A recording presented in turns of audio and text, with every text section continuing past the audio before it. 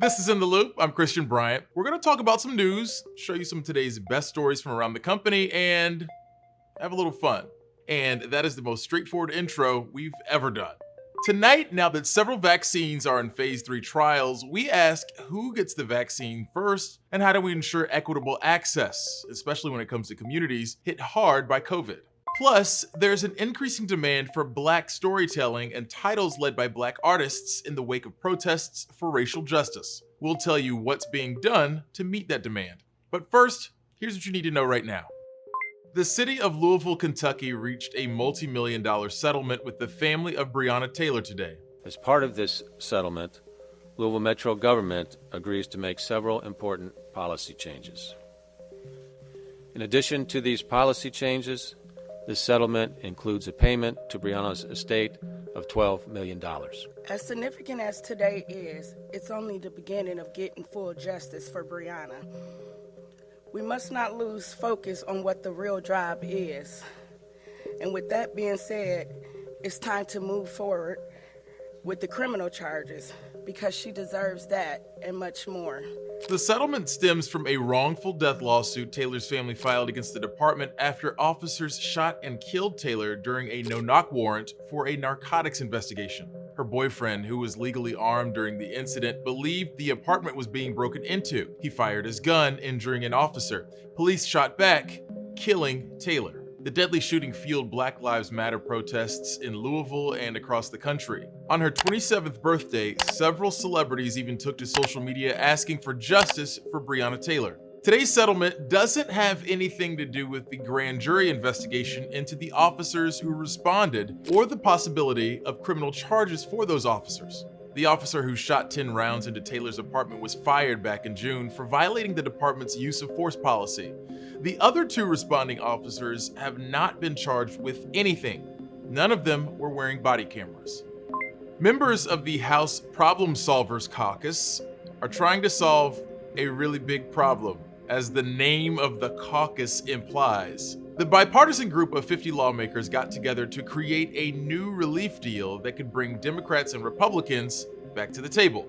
The $1.5 trillion package includes another stimulus check, would boost unemployment insurance, and offers up to $500 billion for state and local governments.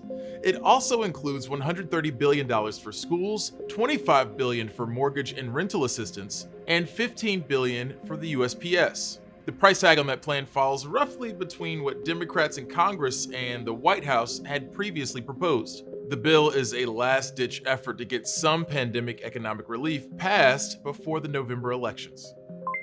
As lawmakers try to sort out aid during the coronavirus pandemic, there's another costly problem growing in the West. Experts estimate wildfires there could end up costing $150 billion, and they aren't done burning yet. The fires have killed at least 30 people across California, Oregon, and Washington, and dozens more are missing. Lighter winds should help firefighters, but many of the fires are still barely contained. A few days ago, it was way down to the east, and I wasn't worried about it.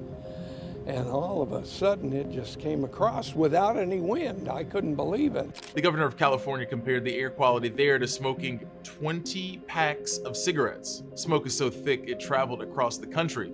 People on the East Coast reported seeing it today. Meanwhile, NASA says the wildfires are sending carbon monoxide high into the atmosphere, with concentrations at least 7 times the normal amount. The Gulf Coast faces a different threat. Hurricane Sally is slowly making landfall. The storm surge from the Category 1 hurricane hit parts of Florida. Federal emergencies have been declared in Mississippi, Alabama, and Louisiana. Right now, Sally's path looks alarmingly similar to that of Hurricane Harvey and Florence. That's because Sally is basically crawling. That can be dangerous because when these types of systems get stuck, they can dump a lot of rain. We're sitting here in operations here at the Hurricane Center talking about a historic rainfall event. Other threats Sally is packing: flash floods, strong winds, and the potential for tornadoes. At least 9 different vaccines are in phase 3 efficacy trials, which means they could be on the cusp of early or limited approval. So once the FDA gives final approval, how will the vaccines be distributed? And maybe more importantly, what assurances do we have that access will be fair, especially when it comes to the hardest hit communities? Newsy's Kat Sandoval takes a closer look. Our model, our base case, predicts that we will have an answer by the end of October. Pfizer CEO and chairman predicts that the drug maker will know by next month whether its COVID-19 vaccine works and if it's safe and effective. But a big question remains, who will get the vaccine first?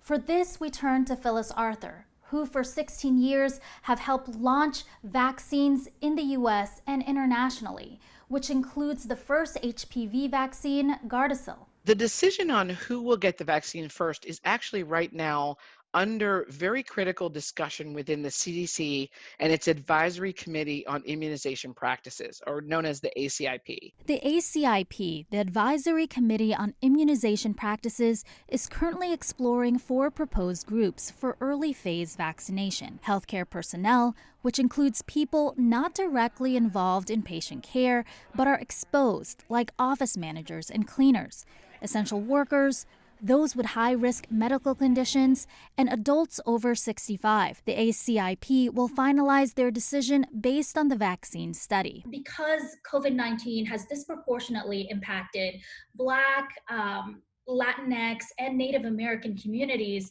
do you think race should also play a role in a deciding factor of who gets the vaccine? What is happening is you see a disproportionate share of racial and ethnic minorities and others in those occupations. You see a disproportionate share of racial and ethnic minorities in those underlying conditions. Arthur doesn't think we should solely focus on race and ethnicity for vaccine distribution. By targeting essential workers and people with high-risk medical conditions, these communities will indirectly benefit. Another issue, getting the public to trust that vaccine. I think everybody is having more mistrust of the vaccine process here. There's been a lot of talk about rushing things. But Dr. Landon wants to put the public at ease. So far, we have not seen anything cutting corners on the vaccine trials. She says pharmaceutical companies have gotten rid of the red tape and bureaucracy in the name of efficiency. But the way clinical trials are being done are still the same. Also, promising vaccines require 2 injections, and that could be a challenge in vaccine distribution. So I'm going to say the biggest mistake we can make with vaccine distribution is distributing the vaccine in such a way that people can't get the second dose of whatever it is that they got the first time. Kat Sandoval, Newsy, Chicago. When you're back, we'll break down some of the big reveals from the latest Apple event, something I would be more excited about if my bank account was in better shape.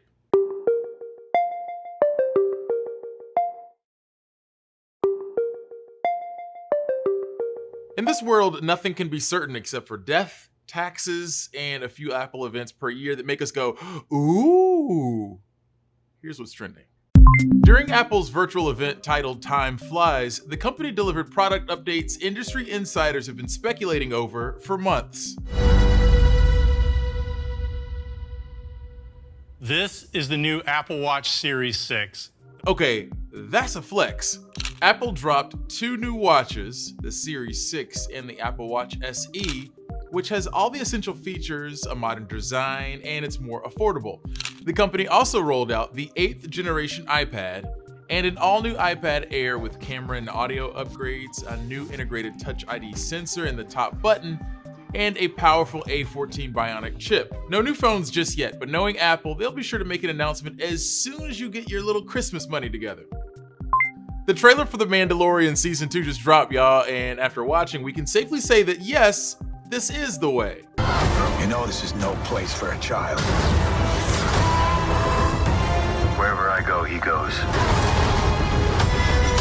So I've heard.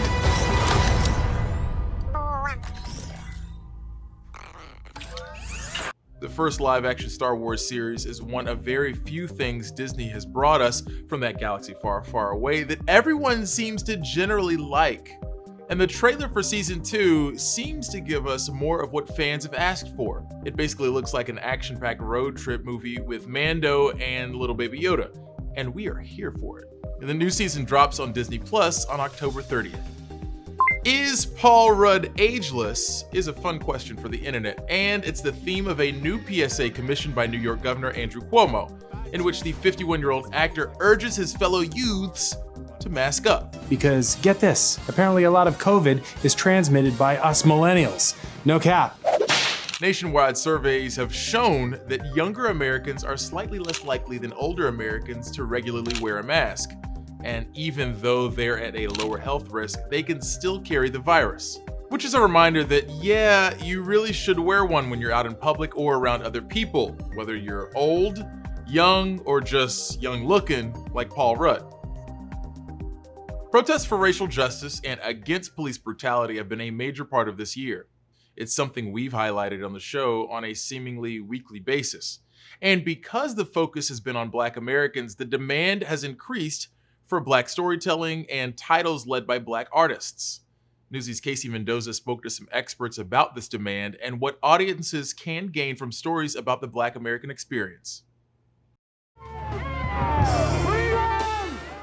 There's a growing demand for Black filmmakers all over the world. Since June, companies like Netflix and Disney Plus have been promoting Black stories. Series like Dear White People and When They See Us saw major boosts in U.S. demand. Bounce, a broadcast network serving African Americans and owned by Newsy parent EW Scripps, announced a full slate of new projects. And Quelly TV, a streaming service entirely devoted to Black artists, films, and documentaries, more than doubled its number of subscribers since April. And I think that's what's beautiful now about seeing so many people wanting to understand Black culture more, because I think they assume that, well, this is for them, this isn't for me, but this is for all of us. This growing demand for stories from Black artists doesn't just focus on the U.S. Experts say the success of Black Panther and its depiction of the fictional African country of Wakanda also threw a spotlight on stories from Africa. Wakanda forever! Wakanda forever! More eyeballs, more scrutiny or focus on the continent as a source of really, really great movies and TV shows. I also think there's a beauty of understanding other cultures, even within our own community. And as a Black American, you know that there are Black people around the world, but we don't really know how they live. Sometimes we don't know where they are. Outside of U.S. films, Quelly TV's largest group of content comes from South Africa, Ghana, Kenya, and from Nigeria, which is home to Nollywood, the second largest employer in the country. And Nollywood is almost up there with Bollywood when it comes to cranking out new content. And they just want an opportunity to showcase their work outside of their continent of Africa, or even outside of their country of Nigeria. Despite the massive volume of titles and artists from the continent, there's still a struggle to distribute films globally. There's a hustle with the creative economy in Africa right now. The hustle is that they're not funded, they're not supported like Hollywood or the Chinese movie industry or like the Europeans. They have these amazing award-winning titles, but because they don't have a connection with the right distributor, their content won't be seen. Quelly TV and other streaming services like Demand Africa are filling in the gaps of global distributors. And as both the pandemic and calls for racial justice continue all over the world, Spencer wrote that having access to authentic, impactful stories from Black artists is more important than ever. Since we've had this uprising, as I call it, we've had a lot more white people who have come to the platform, and they're subscribing because they want to understand. They're trying to figure out, they're trying to get the missing pieces of history that we're not taught in school about the Black experience. Casey Mendoza, Newsy, Chicago. And just in case you're wondering, this show doesn't count as an exploration of the Black American experience. You might need to supplement your viewing with a little something else.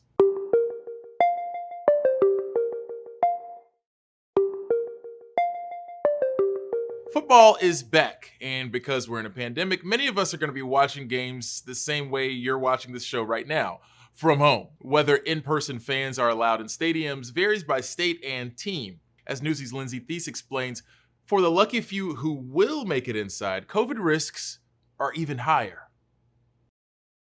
I'm Mr. Bronco. I'm the Denver Dapper Man. And together, we're the Broncos brothers. Jeremy Jessel and Justin Grimmett share a love for two things: sharp suits and the Denver Broncos. Together, they've attended hundreds of home games.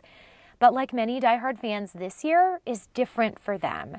With NFL games come COVID-19 risks. The Broncos are one of the teams with no fans for their home opener. Some teams, like the Giants and Jets, don't expect to host fans at all this season.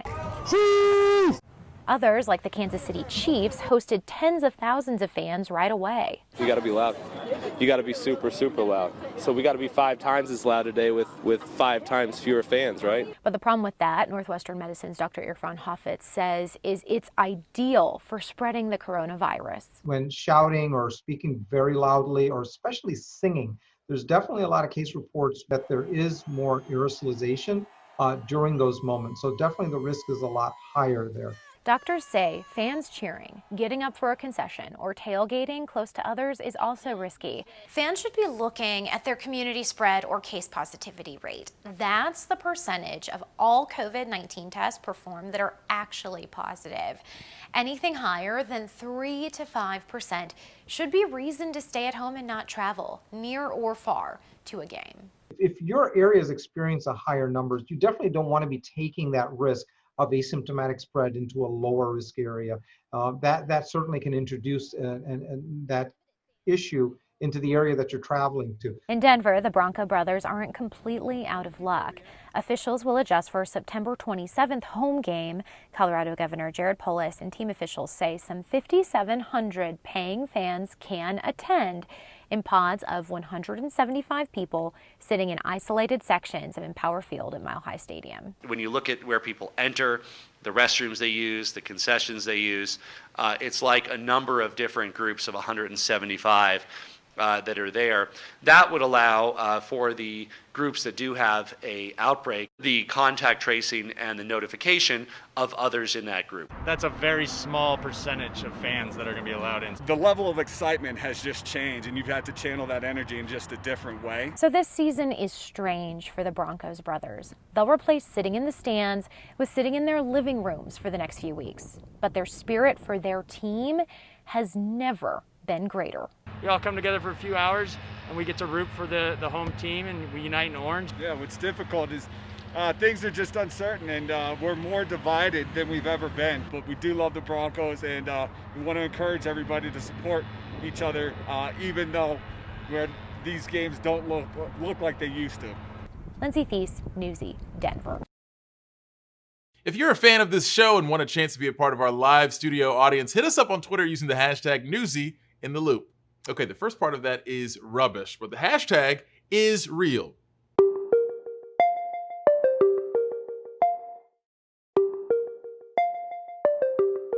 Throughout this year, we'll likely be circling back to underreported stories, like the ongoing Flint water crisis. For the last 6 years, clean, accessible drinking water has been a scarce resource.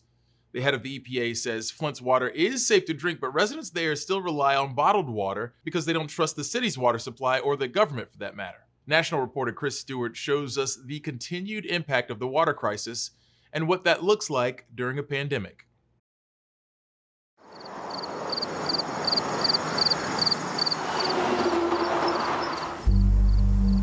At dawn, every Thursday for hours,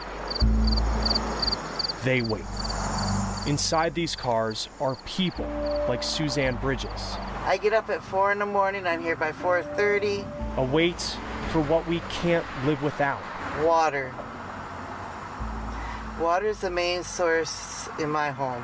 We drink a lot of it. Do you trust the water here? No. As you can see, the lines after 5 years are still very, very long. And the need just does not seem to get any better. At the front of the line, you miss me, yeah. Every week at her church, handing out cases of water to hundreds of families. Tell her Mother Jones said water and food. Is Sandra Jones. Okay, I've seen it all because I'm out here with them. And if you don't have a heart, I don't even understand where's the compassion? She was here in 2014. That's when the city's water supply was switched to the Flint River to save money. Here's to Flint. Aging pipes contaminated the water, exposing around 100,000 people to elevated levels of lead, which can cause irreversible developmental issues. I've seen what this lead has done. I've seen children who cannot make complete sentences because their cognitive skills are not there. I've seen parents that cannot potty train a child at 4 years. They're coming through my lines. I'm seeing this for myself, and that hurts my heart. At this event at the National Press Club last year, broadcast on C-SPAN, the head of the Environmental Protection Agency told the audience that he stands by Flint's water quality. At this point, the water quality in Flint, Michigan is safe to drink. Even though they say it's safe to drink, we still are afraid of drinking the water. But for many here, trust in the water and government has run dry. It's something that we have to have. It's important that we need it. But right now, we just can't trust it. In August, the state of Michigan agreed to a $600 million settlement with those claiming they were impacted by the water crisis. 80% of that money will go to children. But Sandra says that money will only go so far. Transparency must bring back trust. And that's where we are. This was a marriage where you cheated on me for your benefit, not for my benefit. As lines grow every Thursday, 6 years after the crisis first started, Sandra will continue to fill trunk after trunk until cars no longer need to come through. It has to be something concrete because this city has got to get back whole again. It cannot continue like this. This is the United States of America.